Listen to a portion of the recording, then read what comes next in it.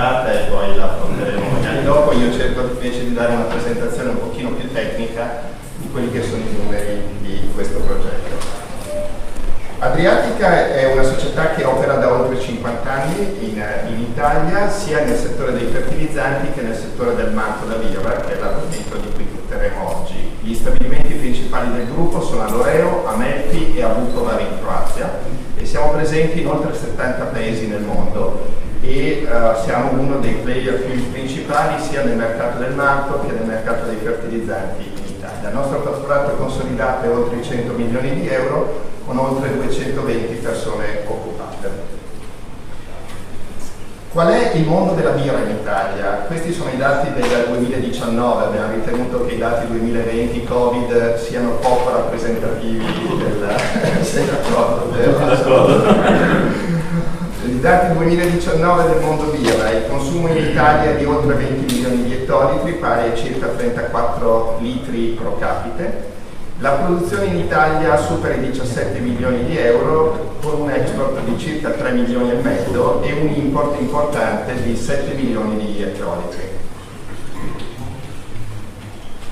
Questo cosa significa per il mercato malto italiano? Significa che oggi il fabbisogno di malto per produrre birra in Italia è di oltre 200.000 tonnellate, circa 208.000, mentre la produzione attuale di malto in Italia è di solamente 83.000, quindi circa il 40% del malto necessario per produrre birra in Italia è malto prodotto in Italia. Di questo quasi la metà, oltre il 40%, è fatto nello stabilimento di Adriatica, che è Amelfi in Basilicata. Per differenza quindi determiniamo che in questo momento oltre il 60% del malto necessario è importato, ed è importato principalmente dal nord Europa, dalla Francia, dalla Germania e dall'Austria, principalmente per due motivi storici: il costo dell'orzo inferiore in nord Europa rispetto al costo dell'orzo in Italia. Perché in Italia ci sono tante altre opportunità agronomiche, agricole, che nel nord Europa non ci sono, e poi storicamente per il costo dell'energia elettrica, che nel nord Europa è molto più basso che in Italia. Questo per fortuna adesso, con gli impianti di ultima generazione, con le cogenerazioni e quant'altro, è un gap che si sta andando a recuperare. Oltre al malto per birra c'è un altro consumo di malto, che sono circa 20.000 tonnellate in Italia, che viene usato come additivo nelle farine, come produzione di maltodestrine e altri usi, diciamo, per scopo alimentare. Tutto questo sta a significare che per fare malto ci vuole l'orzo, per fare l'orzo ci vuole contratti di filiera dell'orzo, e in questo senso una cosa importantissima che si è sviluppata proprio di recente con la finanziaria approvata recentemente, la finanziaria 2021, finalmente la filiera brassicola è stata introdotta in legge di bilancio. Sono circa 3 milioni di euro che dovrebbero arrivare da questa voce di bilancio. Voi direte non è un importo così importante, però è significativo dell'attenzione che viene data al nostro mondo, al mondo brassicolo. E questo, speriamo a breve, verrà anche definito da AGEA come distribuire questo contributo diretto agli agricoltori, e quindi questo permetterà sicuramente di far crescere ancora di più la filiera dell'orzo italiano. E noi siamo sicuri che potrà permettere tante sinergie e tante condivisioni di interventi fra il nostro progetto e le imprese agricole, permettendo naturalmente alle imprese agricole di questo territorio del nord-est di diversificare la loro fonte di coltivazione, la loro fonte di reddito agricolo. Veniamo al nostro investimento, all'investimento di Italmalt qui nel territorio. È un investimento di circa 25 milioni di euro, appena sotto i 25 milioni. Gli impianti tecnologici sono la maggior parte, e poi ci sono anche le fondamenta e la struttura, diciamo, dell'impianto. Gli occupati diretti sono tra le 20 e le 25 persone, con un indotto importante di 120-150 persone. Quello che poi è importante è la possibile ricaduta di investimenti sul territorio, nella filiera, nello stoccaggio e nella prima lavorazione dell'orzo, che potrebbe essere di altri ulteriori 10 milioni di euro, fatte da gruppi, da cooperative, da consorzi agrari che vorranno unirsi in filiera nel nostro progetto. Quali sono i plus di questo investimento? Sicuramente un investimento al passo con i tempi, quindi automatizzato, che rientrerà in quelli che sono i capitoli di Industria 4.0, ma sarà anche sostenibile dal punto di vista non solo economico ma anche ambientale. Si attiverà sicuramente in un sistema integrato di stoccaggio e di tracciabilità di tutto l'orzo, quindi ci sarà integrazione fra l'azienda agricola, come viene coltivata l'azienda agricola, come viene stoccato l'orzo, e sicuramente ci sarà un sistema di rilevazione continua dei parametri di stoccaggio dell'orzo presso la filiera diffusa di stoccaggio e la centrale di controllo di Italmat. Ma avrà anche dei plus sui consumi energetici e di acqua. Questo impianto consumerà circa il 35% in meno per tonnellata di malto prodotto di quello che consumiamo oggi a Melfi. A Melfi abbiamo fatto tantissime migliorie in questi anni per renderlo sempre più compatibile dal punto di vista di consumo di acqua e di consumo di energia. Ma qui faremo un altro passo ulteriore avanti molto importante, riducendo ulteriormente del 35% il consumo di acqua. L'energia elettrica che useremo sarà tutta da cogenerazione e, cosa ancora più importante, tutto il calore della cogenerazione verrà usato nella fase di essiccamento del malto. Vi faccio vedere qualche slide preso dall'alto. Fuori c'è il plastico, qui si riproducono semplicemente il plastico che vedete fuori. Nella parte alta c'è lo stoccaggio del malto, nella parte bassa i silos più grandi è lo stoccaggio dell'orzo e l'arrivo dell'orzo. Nella parte a destra lo stabilimento, diciamo, bianco un pochino più basso, è dove viene fatta la prima lavorazione e tutte le fasi tecniche di lavorazione e di preparazione dell'orzo.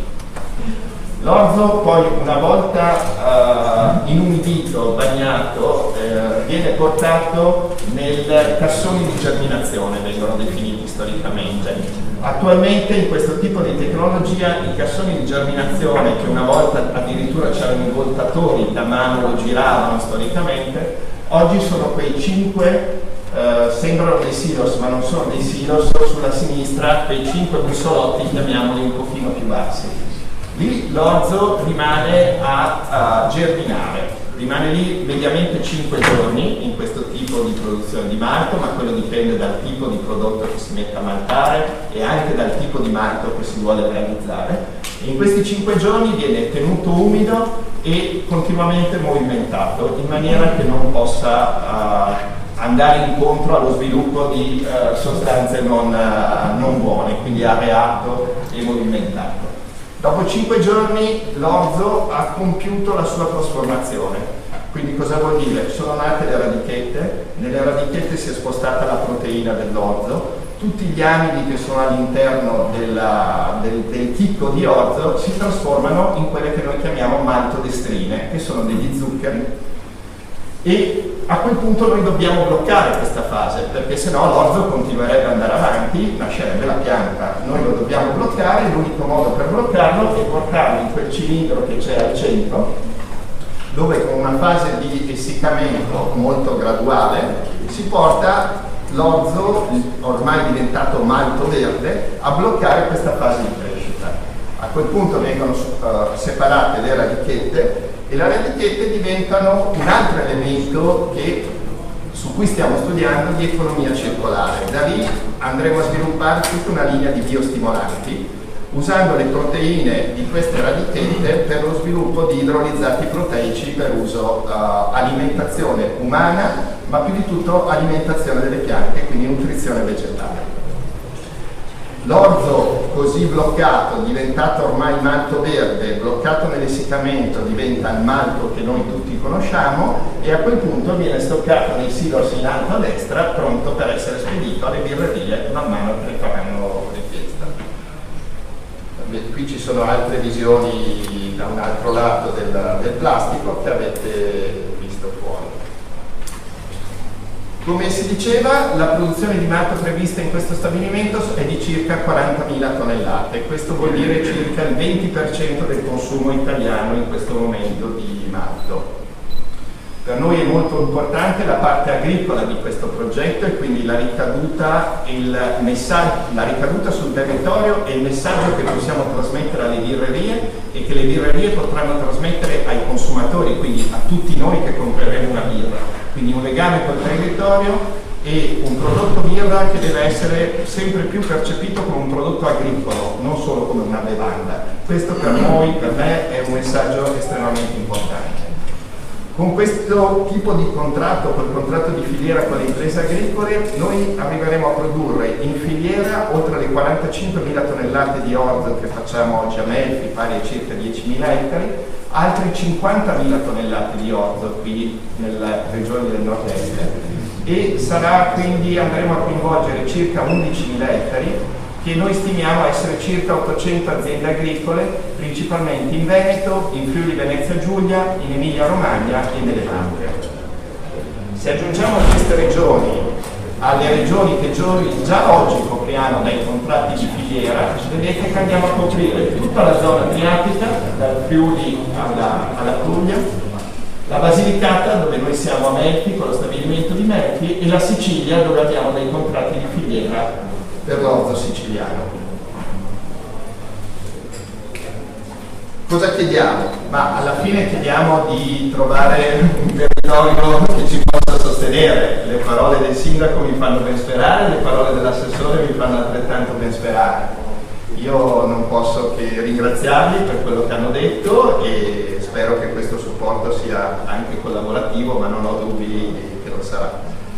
Poi possiamo anche chiedere che vengano messi in piedi tutte quelle iniziative di sensibilizzazione e di legame con il territorio. Prima si è parlato della peculiarità del parco del Delta, delle peculiarità che ha questo territorio. Un domani ci fosse una birra del Delta, io ne sarei la persona più felice di questo mondo, per cui magari riusciremo a lavorare insieme in questo. E alla Regione poi mi sento di chiedere, al di là dell'appoggio del progetto, in quello che può essere un sostegno nei confronti d'Italia, degli accordi di sviluppo che cercheremo di andare a portare avanti, ma poi un sostegno al territorio inteso come coltivazione dell'orzo, l'eventuale inserimento nei PSR regionali e eventualmente anche in altri progetti di ricerca e sviluppo che si potrebbero fare qui col Parco del Delta in collaborazione in questo progetto. Ecco, io spero che questo non diventi un progetto interessante per il territorio, per le aziende agricole che va a coinvolgere, ma fine a se stesso, ma che diventi un punto di partenza per un coinvolgimento del territorio anche in tanti altri progetti che possono essere nel mondo brassicolo, ma anche nel mondo del turismo. Prima abbiamo detto quanto è importante il turismo in questa zona. Oggi non esiste per esempio una legge nazionale sul turismo brassicolo, c'è il turismo vitivinicolo, ma non esiste il turismo brassicolo. Anche quello potrebbe essere un progetto che potrebbe vederci tutti uniti in un'ulteriore valorizzazione del parco e di non solo, insomma. Cos'altro aggiungervi? Vi ringrazio a tutti di essere stati qui oggi e magari poi faremo un ringraziamento e tanto buona birra a tutti. Grazie.